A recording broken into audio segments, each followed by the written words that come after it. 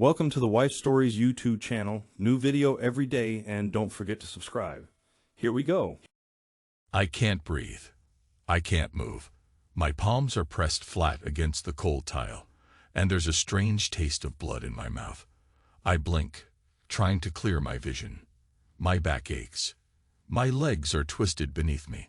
Something inside my chest is pounding so hard I think it might crack my ribs. I see a photograph lying on the floor, near my left hand. It must have fallen out of my wallet. There's a boy in the picture, blonde hair, bright grin. But he isn't my son. He's someone else's kid. I don't even know who he is, and I don't know why I'm staring at a photograph of a stranger's child at a moment like this. I press my hand against my ribs and try to push myself up. My head spins. The overhead light flickers. I grit my teeth and force my body upright, leaning against the wall. There's a dull roar in my ears, like an engine revving far away. I manage to stand, sway a little, look around. The living room is dim. Everything is still. My heart is racing too fast, and I have that crawling sensation under my skin. The sense that I'm trying to outrun something. My mind, maybe. I pick up the photograph, slip it back into my wallet without thinking. Then I shuffle to the couch. My breathing is ragged. My right knee almost buckles when I drop onto the cushion.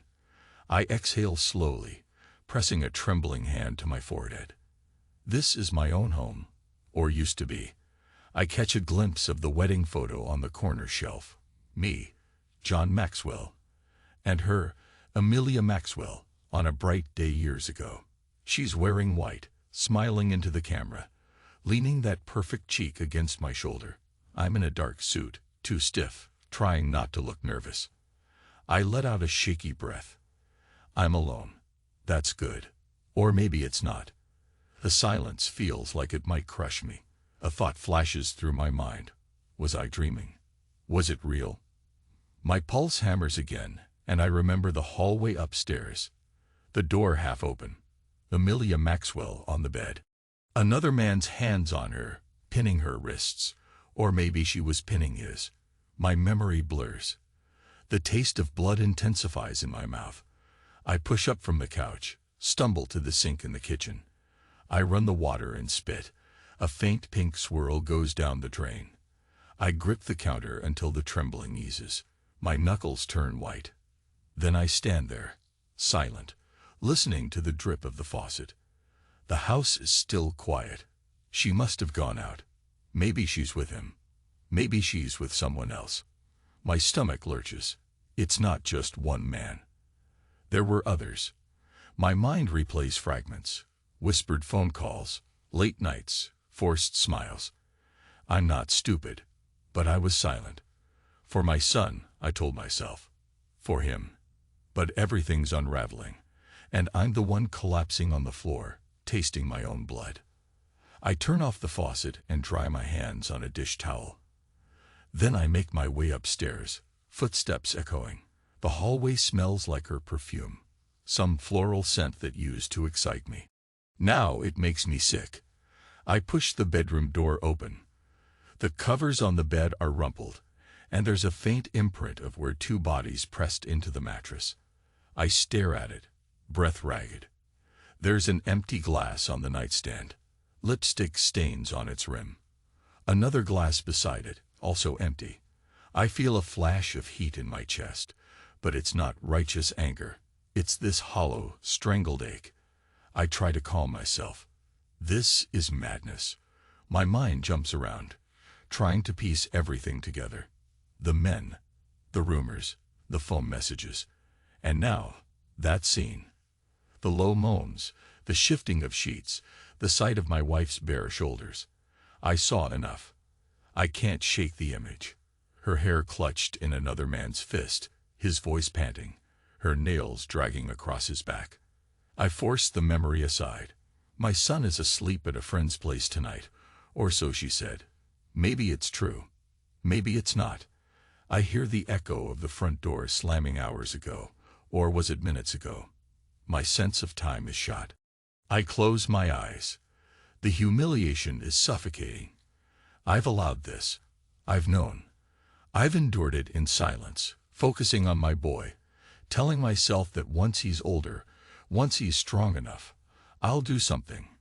But he's still only a kid. I can't tear his world apart. So I tried to hold everything together. Except it's not together. It's a lie, and I'm the biggest fool of all. Suddenly, headlights shine through the bedroom curtains. A car door slams. Footsteps on the driveway. My breath catches. I wipe my mouth, step back. My mind is screaming at me to leave, hide, run, anything. But I don't move. The front door opens. Soft clicks of high heels in the hallway. Then she appears in the bedroom doorway, flipping on the light. Amelia Maxwell, my wife. She looks startled, as if she expected an empty house.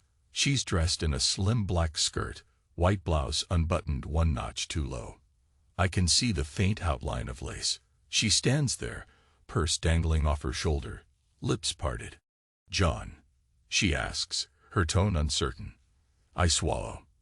My throat is too dry. "Where were you?" Her eyes flicker. Her expression hardens. "I was out." "With whom?" She exhales sharply and sets her purse on the dresser. She looks me up and down, as if calculating what I know. "That's none of your business, John." I feel my jaw tighten. "How many times?" Her cheeks flush. "What?" My voice is shaky but relentless. "How many times, Amelia Maxwell? How many men?" She sets her jaw. I see a flicker of anger, or maybe embarrassment, cross her face. She doesn't answer. Instead, she tosses her hair back and steps around me, heading toward the bathroom. I'm too tired for this. I block her path. She tries to brush past me, but I catch her elbow, not roughly, just enough to stop her. She glares up at me, eyes narrowed. I can smell wine on her breath. "How many times," I repeat, voice low, "did you bring him into our bed? Our home?" She ripped her arm away. "Stop acting like a victim, John. If you weren't so busy playing the perfect father for show." My ears ring. I step back. "Is that what you think?" She smirks. "What else am I supposed to think? You never touched me. You never looked at me like you used to." I needed more. I want to laugh. Or cry. My vision blurs for an instant. This is turning into an argument that makes no sense. My heart is hammering, and I keep seeing flashes of that other man's body over hers, hearing the rustle of sheets. She stands there, crossing her arms. "Are we done?" I swallow hard. "No." My pulse is erratic. "I heard you tonight. I stood right in the hallway, heard everything, saw everything." I cringe inwardly at how broken my voice sounds. Amelia's lips tighten. "That was." "I don't want your excuses," I say through clenched teeth. "I just want the truth." She stares at me. Then she laughs. A hollow, sharp sound. "The truth, John? You want me to confess every single fling? Is that it? Mark? The others? Is that what this is about?" My knees feel weak again. My stomach churns.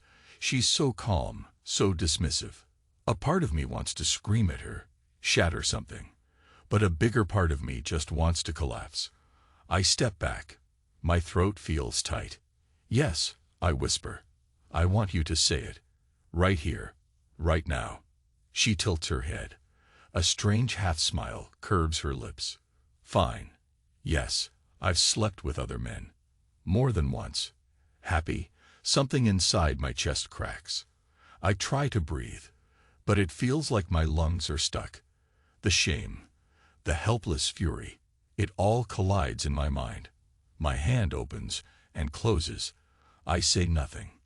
The moment stretches. She lifts her purse, rummages for a moment, and pulls out her phone. "Look, I'm calling a cab. I can't deal with your drama tonight."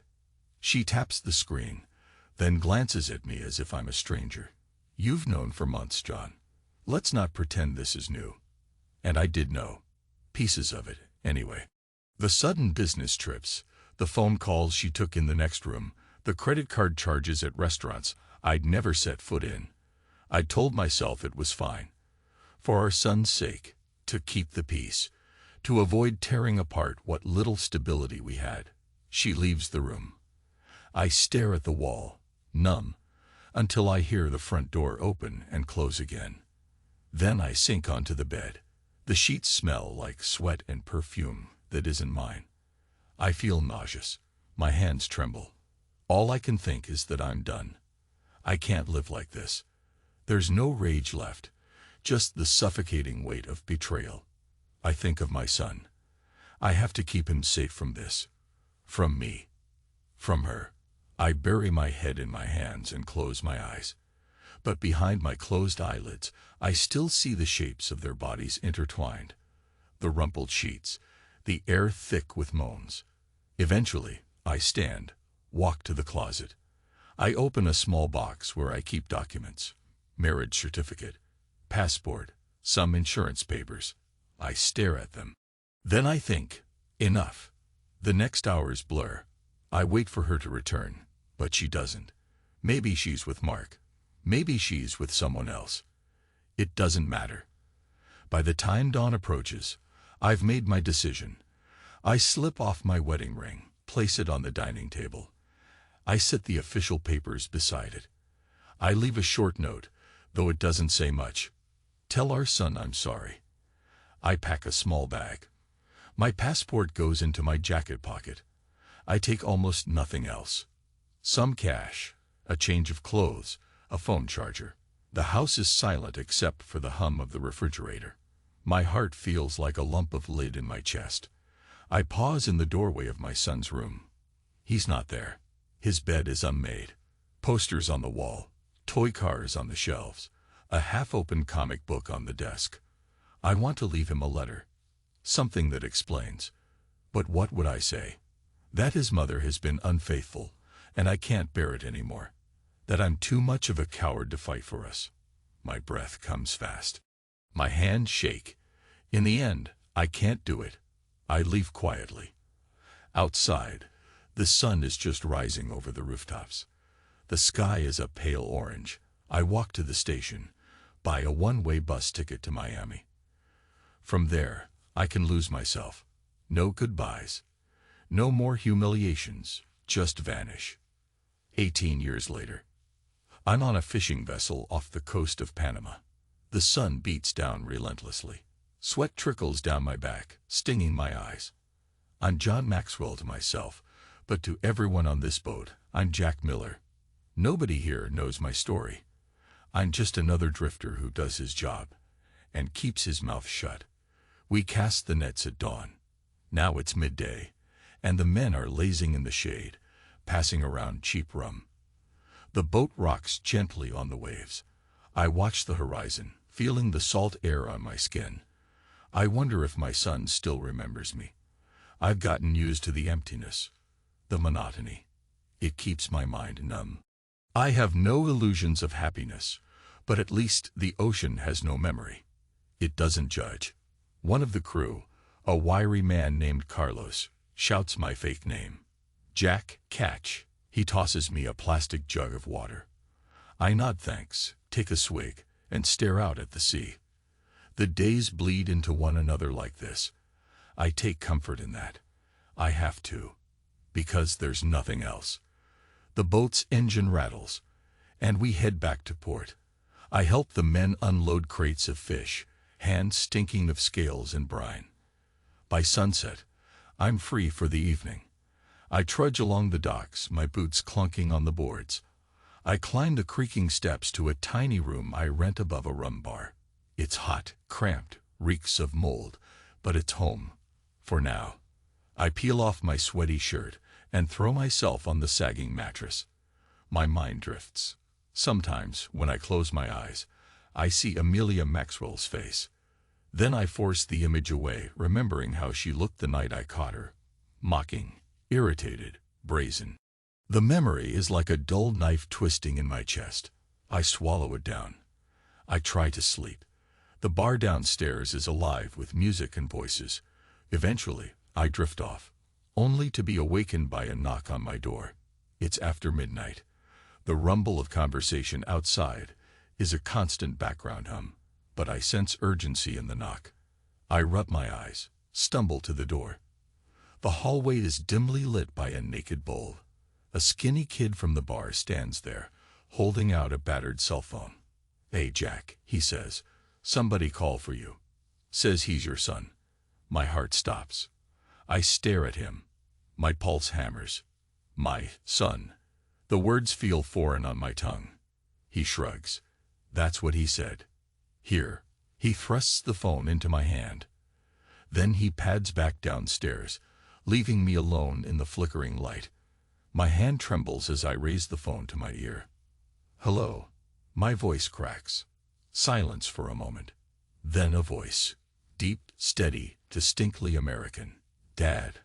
I can't speak. I press my free hand against the doorframe, knuckles whitening. My breath catches.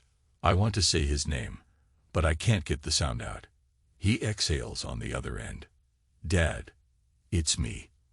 I try to swallow. My throat is dry. "I'm here," I whisper. A pause. I hear his breathing. "Mom told me. She told me you didn't know anything."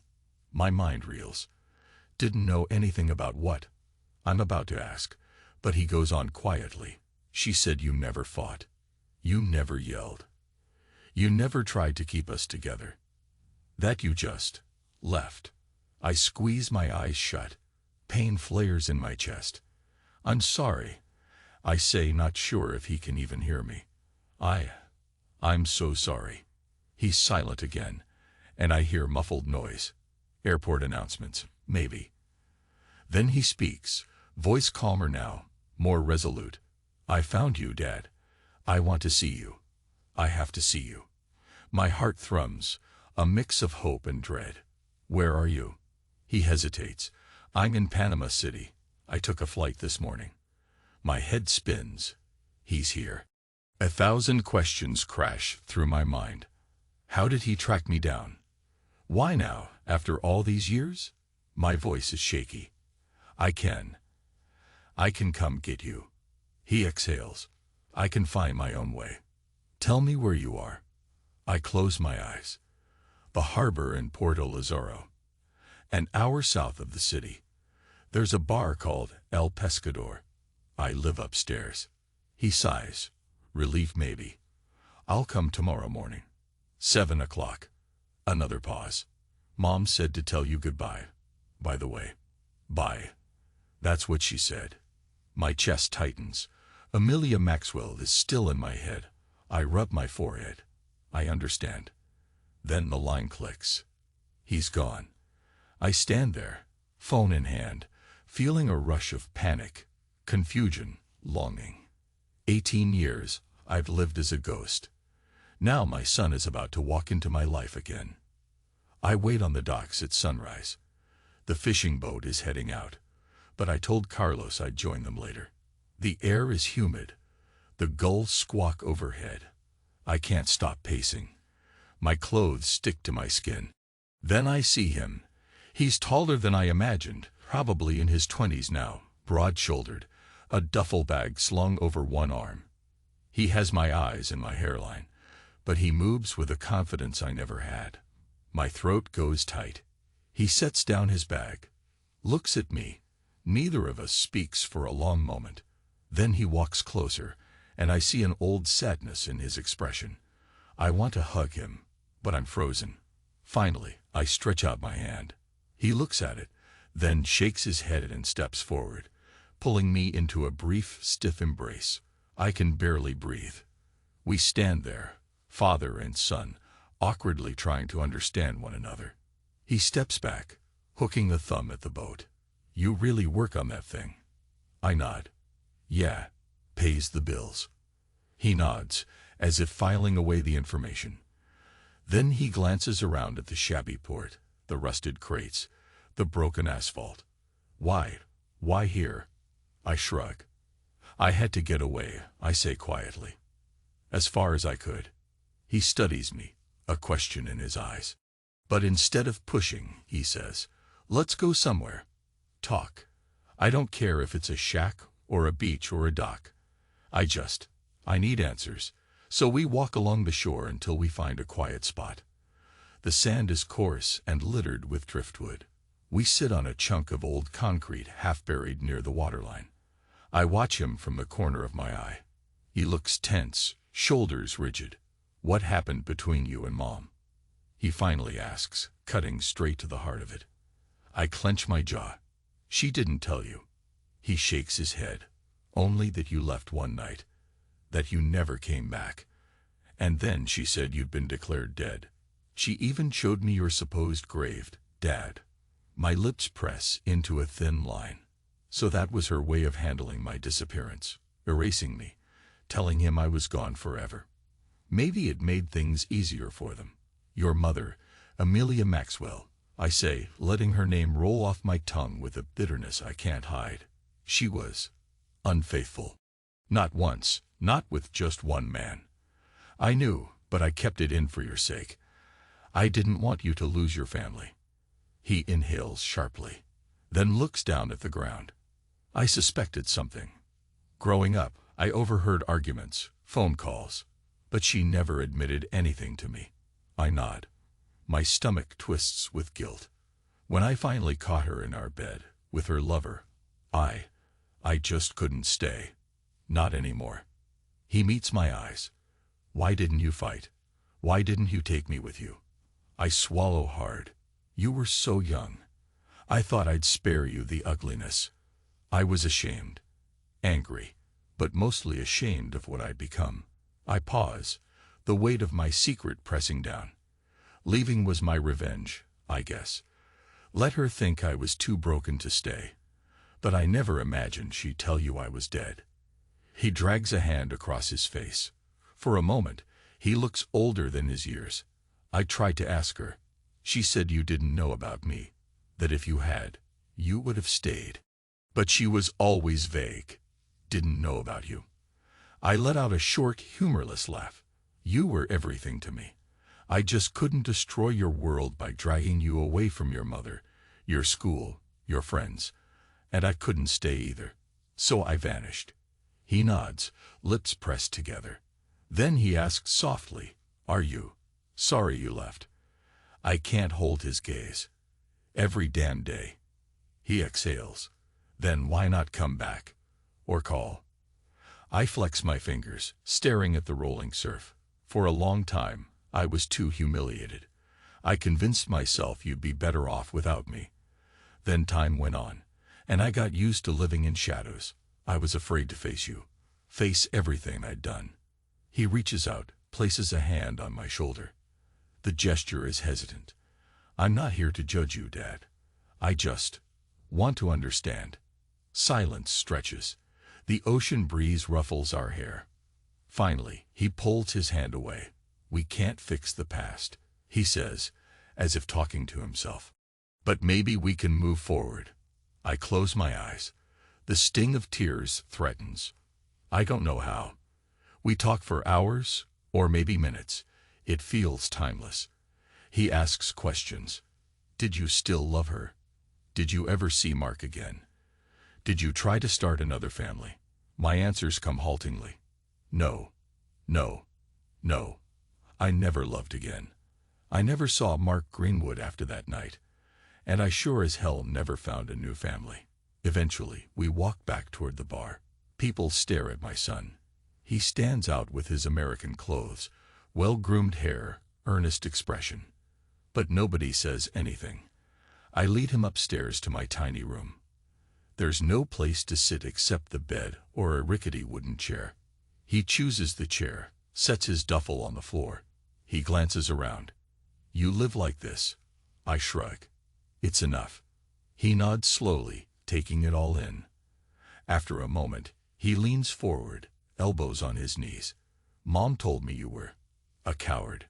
That you disappeared because you couldn't face your responsibilities. A bitter chuckle escapes my throat. Maybe she's right. He lifts his head. I don't think so. Mom had her own reasons for telling me that. Her reasons usually revolve around self-preservation. I mutter. He doesn't respond directly. Instead, he sighs. So what now? I look at him, at his strong chin, the faint stubble, the lines around his eyes that remind me of my own. He's a man, 18 years, and I missed it all. It's your call, I say softly. I have no right to demand anything from you. He considers that. Then a trace of a smile flickers across his face. How about you show me around? Wherever it is you go, what you do. I've got a few days before I fly home. Home. I feel the pang in my chest, thinking of where that is for him. He must have a life I know nothing about, friends, maybe a girlfriend or a wife. My heart tightens at the realization of everything I've lost. All right, I say, forcing a small nod. Let's go. We spend the day wandering around the port, stopping by the docks, visiting the fish market. I introduce him to a few of the guys I work with. They squint at him, uncertain how to greet the tall American who calls me Dad. But they're friendly enough, joking, slapping him on the back. He seems overwhelmed, yet curious. In the afternoon, we sit on a battered wooden pier, legs dangling over the edge. The sun glistens off the water's surface. Seagulls cry overhead. He's quiet, as if absorbing everything. Finally, he asks, "Do you regret it, Dad? Leaving the way you did?" I fold my arms across my chest, staring at the horizon. I regret all of it. Staying silent about your mother's affairs, letting my pride and shame drive me away. But regret doesn't fix anything. He nods, looking down at his hands. I've always had this hole in my life, he admits, growing up without you. Mom tried to paint you in a negative light at first. Then, after a while, she just stopped talking about you altogether. I never knew what to believe. I wanted to hate you, but I couldn't. My chest tightens. I'm sorry. He glances at me. Stop apologizing. Just tell me the truth. Did you ever think about coming back? I stare at the shifting ocean. Yes. Over the years, I wrote letters I never mailed. I rehearsed phone calls I never made. I dream about walking up to your door. But I always froze. I'm not proud of that. He closes his eyes. There's a long stretch of silence. Then he clears his throat. Mom remarried. A few times, actually.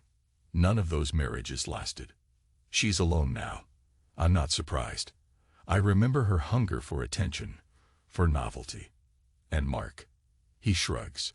He was out of the picture by the time I was old enough to notice. She didn't speak of him, either. I press my lips together. A twisted satisfaction flickers in my gut, but it's overshadowed by a dull sadness. I guess that's life. I murmur. We keep talking. About the little things, about how he learned to drive, about his first job, about where he went to college, about the time he tried to find my birth certificate, but discovered it was sealed in some box of records. I soak up every word, though each one reminds me of how much I missed. By the time dusk falls, my son looks exhausted. I should find a place to stay, he says, standing up and stretching. I gesture at the bar behind us. My room's not much, but you can crash there if you want. I can borrow a cot from downstairs. He considers. All right, he says softly. If you're sure. I nod. Yeah, let's do that. We head back inside. I borrow a flimsy cot from the owner. My son drops his bag near the door.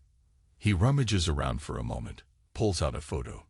It's a picture of me and him when he was little. A day at the beach, maybe. He sets it on the rickety table. I stare at it, remembering how small he was, perched on my shoulders, giggling. The lamp in my room flickers. We speak little as we settle in for the night. He's out like a light, exhausted from his trip and emotional overload. I lie awake, staring at the ceiling, my mind spinning with questions. I wonder how Amelia Maxwell is living now. And I wonder if she told him something else, something that might still be waiting to explode between us. Morning. The air is heavy with humidity. My son and I stand by the rusted chain-link fence that lines the dock. He rests his arms on top of the fence, looking out at the fishing boat I call my workplace. I sense his discomfort. This is a far cry from the life he's known. Then my phone rings. Not my old phone, obviously. A local cheap one. Nobody calls me except my boss or the guys from the boat. I fish it out, puzzled. Hello. There's static. Then a woman's voice. My heart nearly stops. John. It's her. Amelia Maxwell. I can't speak. I glance at my son. He's watching me. Eyes narrowed. John, are you there? She says again. I swallow. Yes, I manage. My voice sounds hoarse. She sighs, exasperated. He's with you, isn't he? A cold prickle moves across my neck. Yes. She's silent for a second. Then, he left a note saying he was going to find you. I don't know how he tracked you down, but he did. Look, I'm not here to beg you for anything. Just tell him to come home. He has his life there. I grit my teeth. Why call me now? Amelia Maxwell. She exhales, and I imagine her pressing her hand to her forehead, looking annoyed. Because he's all I have left, and he refuses to answer my calls. You might have messed up my life, but I won't lose my son too. A surge of anger hits me. I force it down, mindful of my boy watching me. I didn't force him to come here. He came on his own. Why is that so hard for you to believe? Her tone is chilly. Don't be naive, John. Don't pretend you're innocent in all this. You're the one who disappeared. Because of you. My voice is raw. She laughs. A short, bitter sound. You keep telling yourself that, if it helps you sleep at night. Just send him back, all right. I won't stand in his way if he wants to keep in touch with you. But he has a life in the States. I close my eyes. My free hand curls into a fist. I'll tell him you called, I say flatly. But he's an adult. I can't make him do anything. She's about to respond, but I hang up. My chest heaves. I stand there, phone in hand, feeling 100 old wounds tear open. My son moves closer. That was her, he says quietly. I nod. What did she say? That she wants you to go home. That I ruined her life. I sound harsher than I mean to. He purses his lips. Then he places a hand on my shoulder. Don't let her get to you. Let's just forget it. Easier said than done. But I manage a curt nod, pocketing the phone. My entire body is trembling with pent-up anger, shame, memories. I wish I could spit them out overboard like rotten fish. We spend the day working on the boat. My son wants to see what I do, so I get him some gloves, show him how to handle the nets, the ropes. He struggles at first, but he's determined, stubborn. I watch him from a distance, feeling a strange pride mixed with sorrow.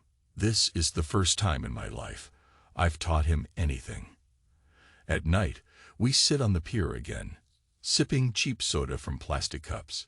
He's quiet, withdrawn. I ask him if he wants to call his mother. He shakes his head. Not yet, he says. I need to process everything. I nod, and we lapse into silence. Then he turns to me. Did you ever love her, Dad? The question sears through me. Yes, I admit softly. Long ago. But the woman I loved changed. Or maybe she was always like that. And I just couldn't see. He's thoughtful. She wasn't always bad. She tried to be a good mother. Just not in the way I hoped. I watched the last glow of sunset fade behind the horizon. Did she talk about me at all? After I left. He hesitates. Rarely. Most of the time, she acted like mentioning your name would open old wounds. Eventually, I stopped asking. But there were times I saw her crying alone in the kitchen. I think she felt guilty in her own way. He exhales. Doesn't justify anything. But that's the reality. I clench my jaw. My mind reels with conflicting images. The sneer on her face that night, her tear-streaked cheeks in secret. I wonder if she ever truly understood what she'd done. I sense a shift in him. He taps the wooden planks with his foot. Dad, I have to leave soon. My flight back is in 2 days. But before I go, I want you to come with me. My pulse quickens. Come with you. Back to the States. He nods. Not forever, if you don't want, but at least for a visit. You don't owe Mom anything, but I want you to see my life. Maybe meet my fiancée. She's heard everything I know about you, which isn't much. I want you there for the wedding, if you can handle that. My throat tightens. I don't even know how to respond. The idea of returning, facing the States, facing Amelia Maxwell, facing everything I left behind, petrifies me. But this is my son. For the first time in 18 years, he's asking for me to be there. I swallow. Give me some time to think, I whisper. He nods. I'll ask again tomorrow. That night, I can't sleep. My mind races with visions of stepping off a plane in Florida, of crossing paths with Amelia Maxwell in some grocery store aisle, of everyone's judging eyes. The old humiliations surge back, but so does a glimmer of hope. I could at least see my son's world, be a part of it, find some closure. In the darkest hour before dawn, I get up, throw on a shirt, and walk down to the beach. The moon is bright, lighting the waves. The tide is low, revealing a line of wet sand that glistens under the moonlight. I stand there, feeling the water lap at my ankles. I stare at the horizon. My chest feels tight. I've exacted my revenge on Amelia in a sense, by vanishing, leaving her with the guilt and the unanswered questions.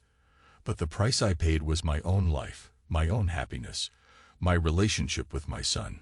The ocean breeze drifts through my hair, warm and briny. I feel tears burning at the corners of my eyes. It's been so long since I let myself cry. I close my eyes and let the tears slip down my cheeks, quiet and hot. Morning arrives. I decide I can't run anymore. My son is standing on the dock, ready to go find breakfast. I touch his shoulder. I'll come with you. I say, voice barely above a whisper. I can't promise how long I'll stay, but I'll go. He breaks into a tentative smile. I see relief in his eyes. Thank you, he says. We clasp hands, an awkward, hesitant father-son moment, but it feels monumental to me. We spend the day arranging my departure. I say goodbye to Carlos, to the boat's owner, telling them I have family matters. They grunt and wish me luck. I pack up my few belongings in a tattered duffel bag, leaving behind the worthless scraps of a life I no longer need. That evening, we board a bus to Panama City. My heart is pounding the entire ride. Part of me wants to leap off the bus at every stop, vanish back into the night. But I stay. My son dozes beside me, and I watch the headlights sweep across his face. He looks so much like me at that age, but more self-assured. We reach the airport late. We have a few hours before the flight, so we sit in a small cafe. I sip coffee, try not to think about stepping onto the plane, about crossing the threshold into the life I abandoned. The place is bright, busy, full of travelers hustling to gates, all speaking languages I half understand. I feel like a ghost among them. Eventually, we board. The plane is cramped. My son insists on a window seat, so I take the aisle. My legs tremble during takeoff, but I clamp my hands on the armrests and close my eyes. I think about the night I left, the ring on the table, the documents, the photograph of someone else's kid, all the heartbreak I never resolved. The flight feels endless, but we land in Florida at dawn. The humidity embraces me, a different kind than in Panama. I breathe it in, heart pounding with familiarity and dread. We stand at baggage claim, waiting for our suitcases. I spot Americans in their polo shirts and sneakers, and it feels both foreign and strangely comforting. My son leads me outside, where he's arranged for a rental car. He drives. I stare out the window at highways and palm trees, the bright sky, the green road signs. Memories flood my mind.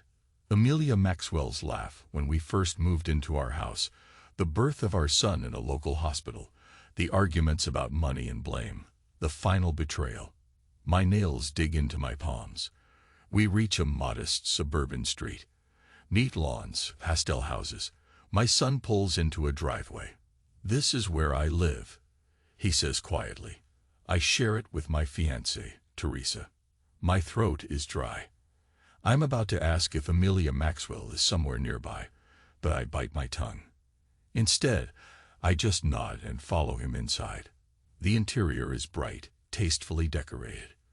A small dog rushes forward, wagging its tail. My son greets it softly, scratching behind its ears. Teresa steps out from the kitchen, wiping her hands on a dish towel. She looks to be in her 20s, with warm brown eyes and a cautious but welcoming smile.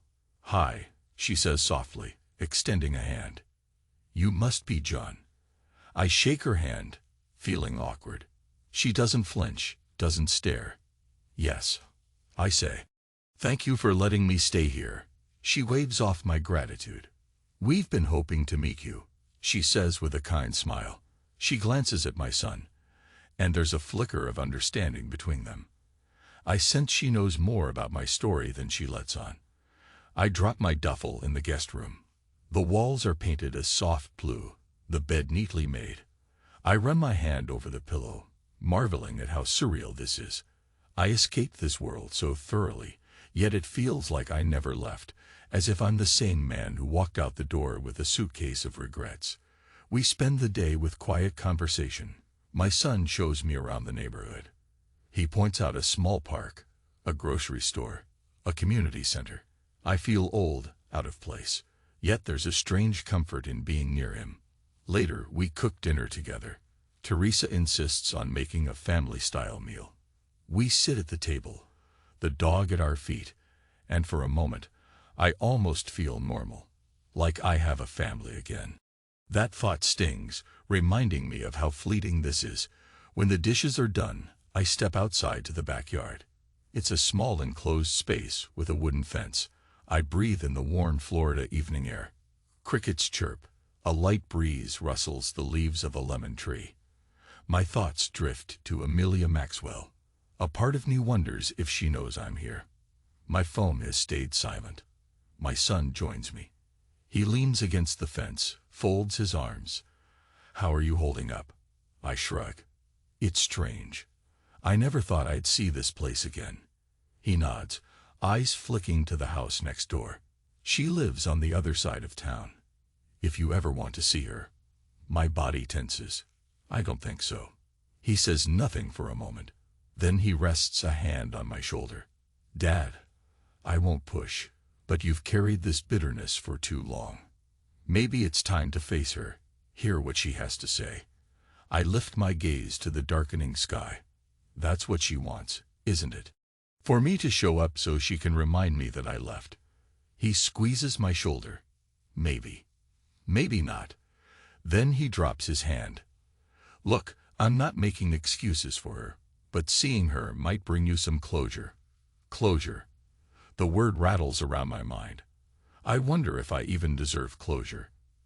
The next day, I wake before dawn, slip out of the house, and go for a walk. The streets are quiet, a few streetlights buzzing overhead. My feet carry me aimlessly, turning corners through tidy lawns and freshly painted houses. I realize I'm heading toward our old address. My chest feels tight, but I can't stop myself.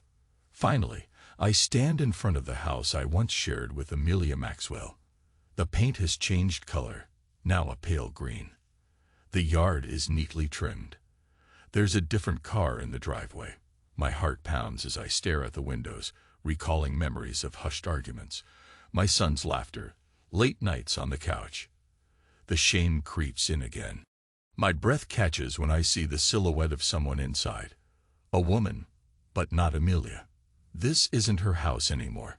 She sold it, or lost it, or something. My mind reels with the realization. The life I knew has been erased. I don't belong here. I turn, walk back. By the time I return to my son's place, the sun is up, and he's sitting on the porch with 2 mugs of coffee. He looks concerned as I approach. "You went out early," he says quietly. "Thought maybe you'd left again." I sink into a chair beside him. No, just wandered. Ended up by the old house. He nods, not pressing for details. We sit in silence, sipping coffee, until he finally says, "She texted me last night, Dad. Amelia Maxwell. Asked if you were in town." My grip on the mug tightens. "What did you tell her?" He shrugs. "That it's your choice whether to see her or not." A pause. "I think she wants to see you. But only if you agree." I look at the steam curling up from my mug. My heart hammers. My mind whirs with images of her. I can almost smell that familiar perfume. "Set it up," I say, surprising even myself. He glances at me. "Are you sure?" I nod, jaw clenched. "Let's finish this." That evening, I drive with him to a quiet cafe near the waterfront. He got a text from her, saying she'd be there around 7. My hands sweat on the steering wheel. We pull into the parking lot, and I spot her car. Sleek, silver, more luxurious than anything I ever drove. She's sitting alone at an outdoor table, sunglasses perched on her head, arms folded. My son pats my shoulder. "I'll wait in the car if you prefer."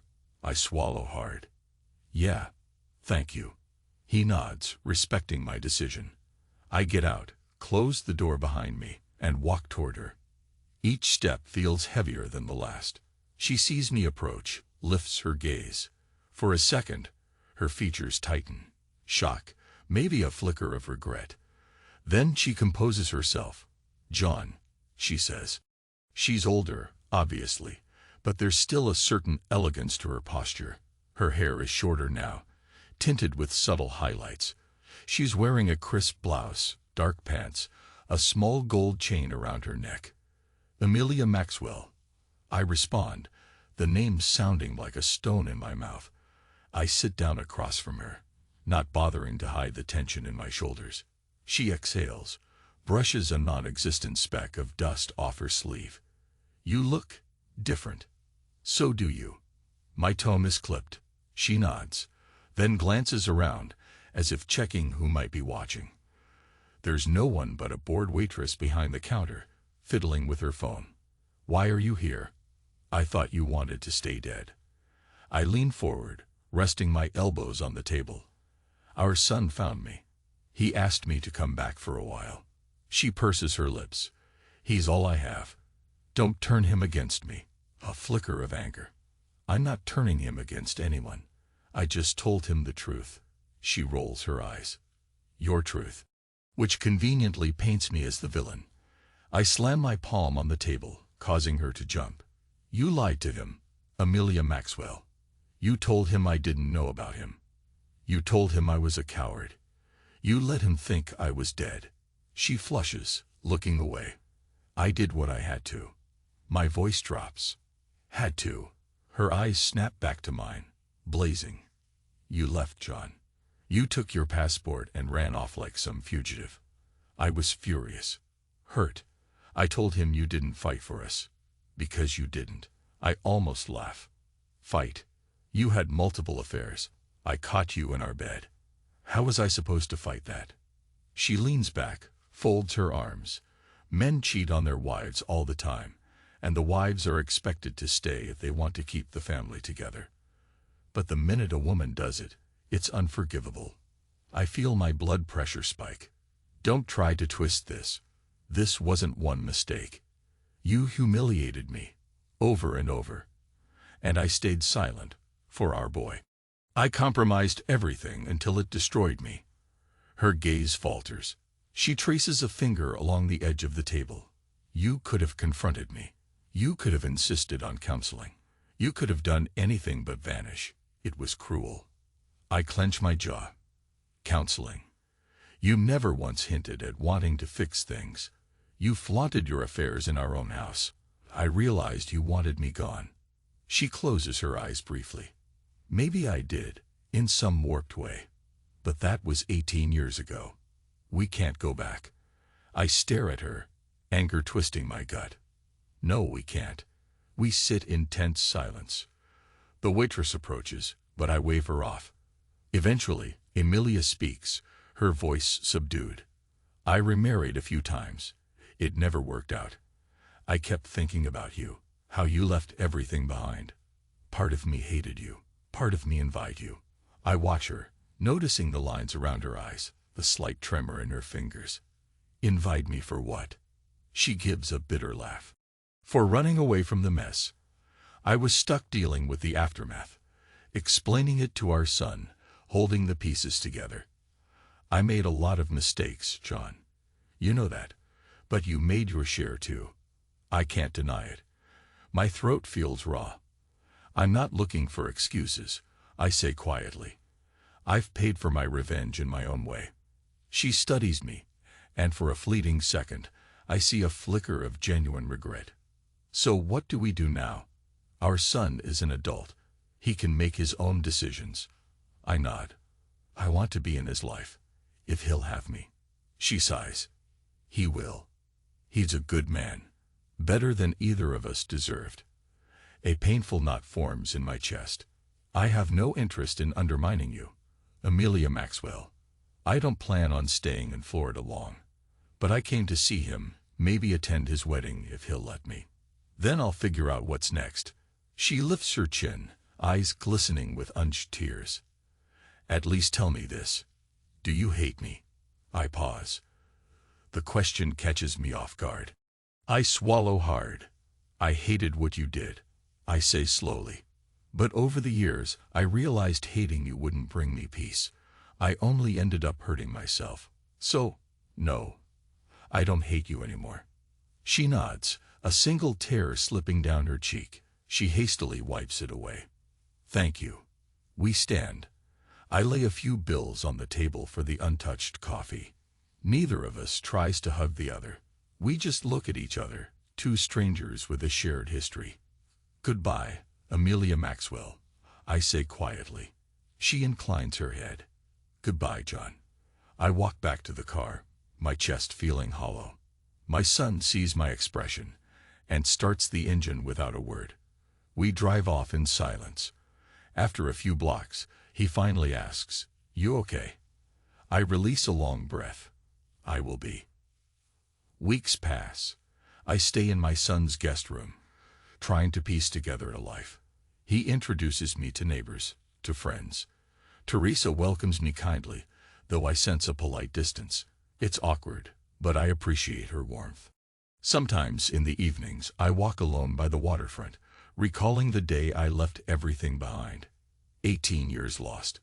My son's entire childhood gone. It gnaws at me, but there's no way to reclaim it. One afternoon, he says, "I'm glad you stayed, Dad." And that's enough to keep me going.